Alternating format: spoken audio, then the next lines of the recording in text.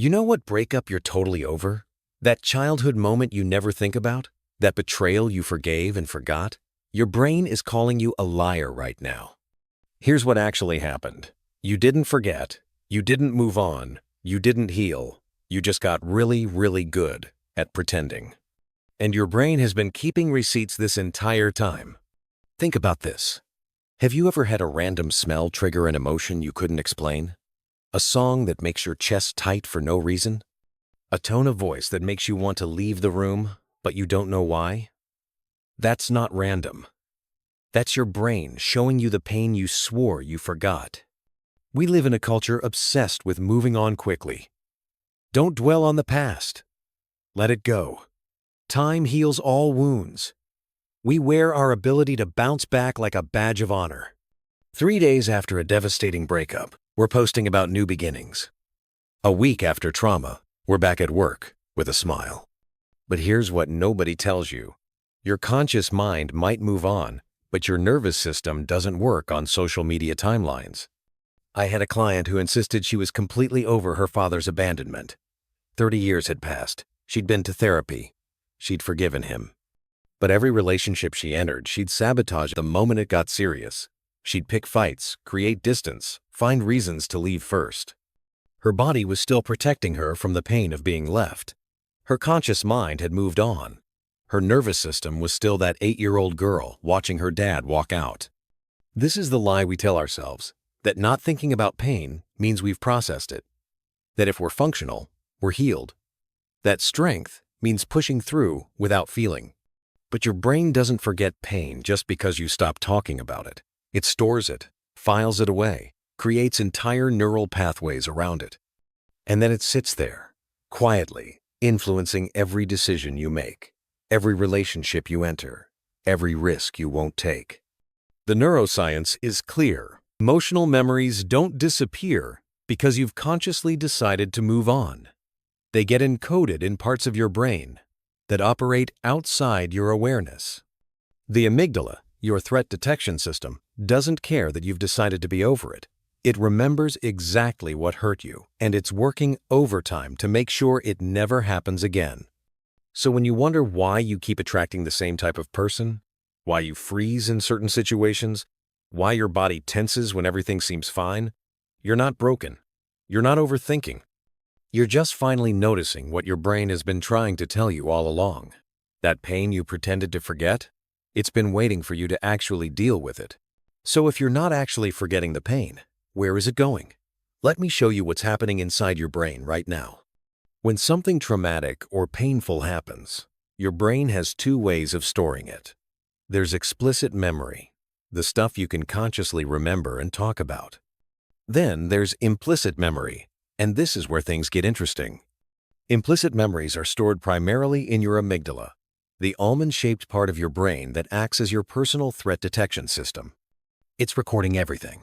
The tone of voice during that argument, the feeling in your stomach when you got rejected, the smell in the room when you received bad news.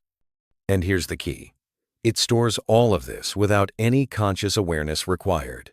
This is why you can completely forget a traumatic event on a conscious level, but your body still remembers.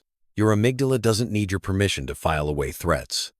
It's doing its job, keeping you safe by remembering what hurt you. But it doesn't stop there.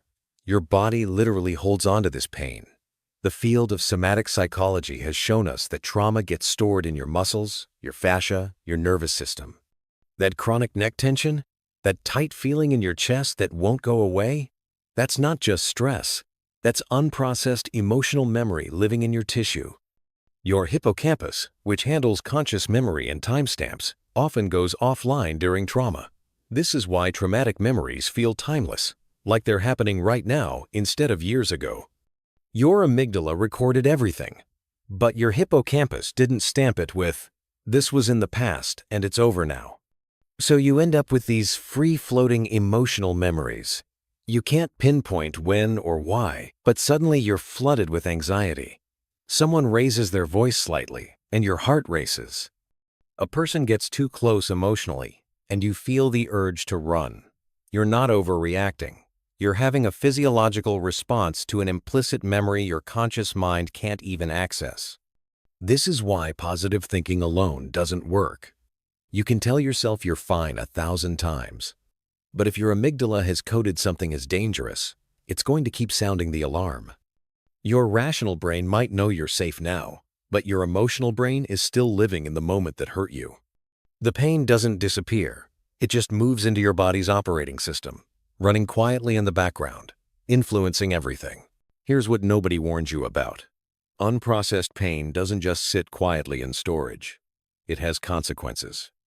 Real, measurable, life-altering consequences that show up in ways you'd never connect to that thing you thought you were over.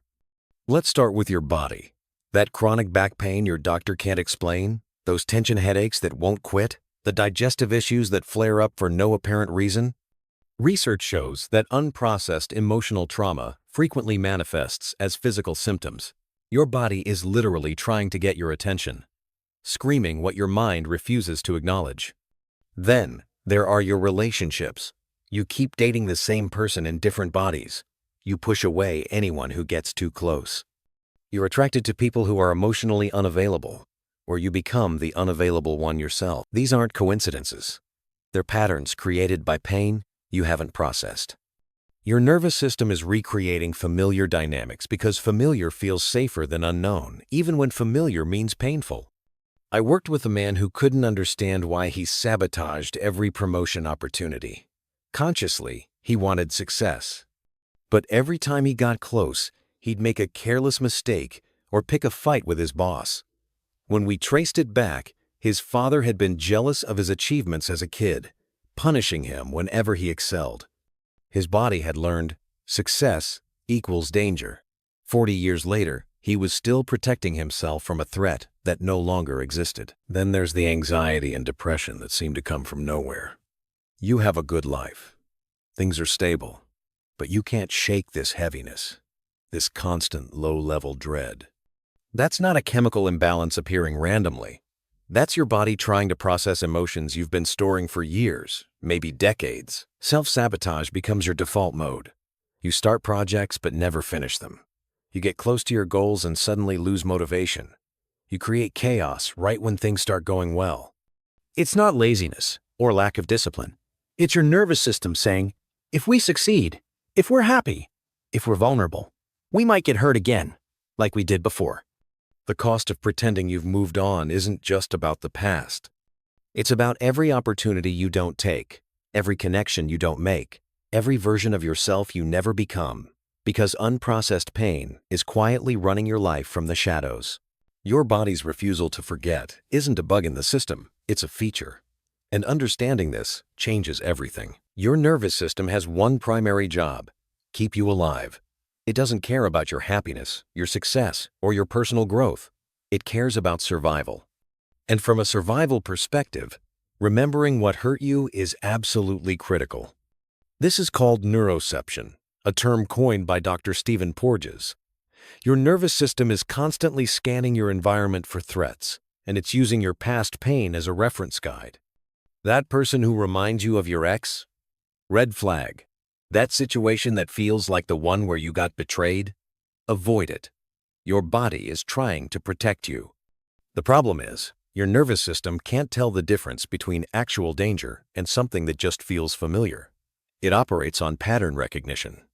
So if abandonment hurt you as a child, your body might flag any sign of distance in a relationship as life-threatening, even when it's just your partner having a bad day. This is why somatic therapy has become so crucial in trauma treatment. Pioneers like Peter Levine and Bessel van der Kolk discovered that trauma lives in the body, not just the mind. Your muscles remember the bracing before impact. Your gut remembers the nausea of betrayal. Your throat remembers swallowing words you couldn't say. I had a client who would literally stop breathing during moments of vulnerability. Not consciously, she just noticed she'd been holding her breath for minutes. When we explored it, she realized as a child, making herself small and quiet kept her safe from her volatile mother. Her body learned, don't take up space, don't be noticed, barely breathe. 30 years later, her respiratory system was still executing that survival strategy. This is also why just think positive or choose happiness doesn't work for deep wounds. You're trying to use your cortex, your thinking brain, to override your limbic system, your feeling brain. But your limbic system is faster, stronger, and doesn't care about your affirmations. It's responding to perceived threats based on memories you can't consciously access. Your body won't let you forget because it thinks it's saving your life. Every trigger, every inexplicable emotional reaction, every time your body tenses for no apparent reason, it's your nervous system saying, "Remember what happened last time? I'm not letting that happen again." The question isn't how to make your body forget. It's how to help your body understand that the danger has passed. Here's the truth most self-help content won't tell you. Coping is not healing. Managing symptoms is not the same as resolving trauma. And you can't think your way out of pain that's stored in your body. Real healing requires you to go back into the pain you've been avoiding, not to re-traumatize yourself, but to finally complete what your nervous system couldn't finish when the original wound happened. This is where evidence-based therapies come in. EMDR, eye movement desensitization and reprocessing, helps your brain reprocess traumatic memories, so they stop feeling like current threats. Somatic experiencing teaches you to release traumas stored in your body by tracking physical sensations. Internal family systems helps you understand the different parts of yourself that form to protect you from pain. These aren't just buzzwords. They're approaches backed by neuroscience that actually change how your brain stores and responds to painful memories. But healing doesn't only happen in a therapist's office. There are daily practices that help your nervous system feel safe enough to release what it's been holding. Breath work that regulates your vagus nerve.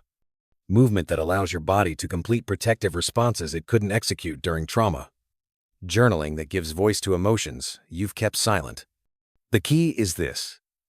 You have to feel it to heal it. Not drown in it, not let it consume you, but acknowledge it, allow it, and let it move through you, instead of staying trapped inside. I've watched clients transform when they finally stopped pretending.